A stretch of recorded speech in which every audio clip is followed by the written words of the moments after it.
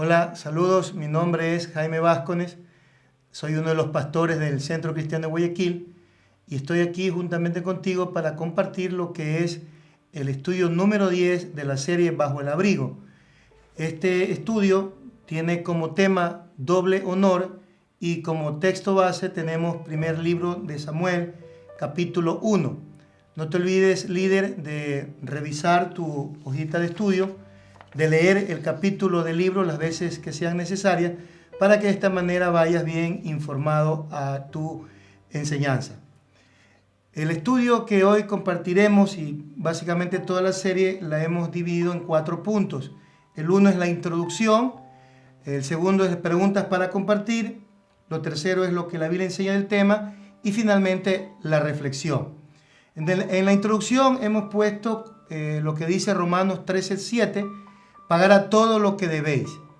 En este estudio veremos que una de las razones principales por las cuales Dios nos instruye a dar honor a las autoridades que están sobre nosotros es por nuestro propio bien, no por el de ellos. Es emocionante notar que adherirse a este mandamiento de la palabra de Dios nos trae una bendición.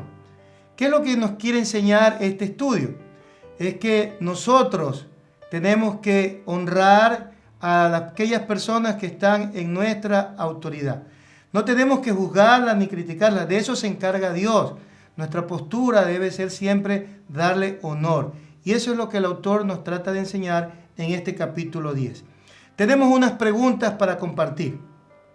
Primero hay que leer todo el capítulo 1 del primer libro de Samuel y luego después de ello contestar 4 preguntas que aparecen en el estudio. La primera pregunta dice, ¿cuáles son los personajes que intervienen en este pasaje? No hay que hacer una biografía de cada uno de ellos, solamente mencionar cuáles son los personajes que intervienen en todo el capítulo 1 del primer libro de Samuel.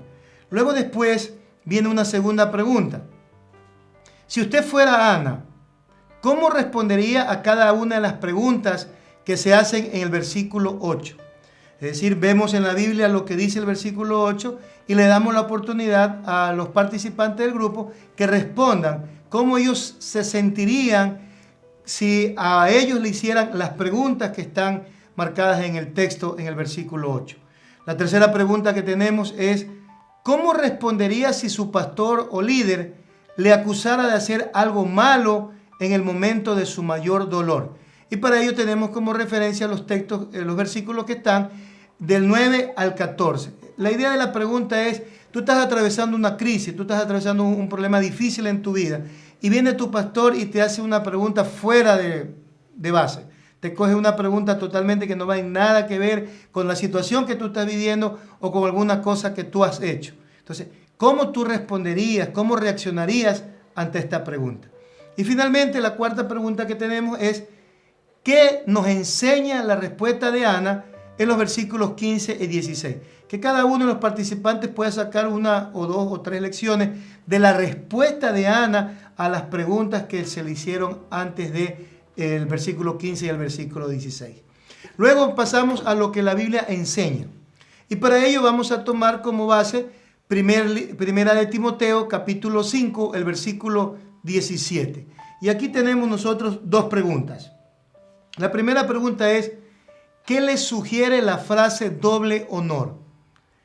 Tal vez personas en tu grupo no van a tener ni idea lo que es esto, otras personas tal vez van a dar algo de explicación, pero la idea es que podamos nosotros entender qué significa cuando la Biblia dice que hay que dar a los ancianos doble honor.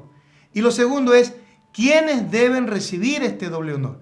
La Biblia habla en el versículo 17 de 1 Timoteo 5, ¿quiénes son estas personas? No menciona a todos los líderes de la iglesia, sino a unas cuantas que están plenamente identificadas. Entonces, darle la oportunidad a estas personas para que respondan quiénes deben recibir esta doble honor.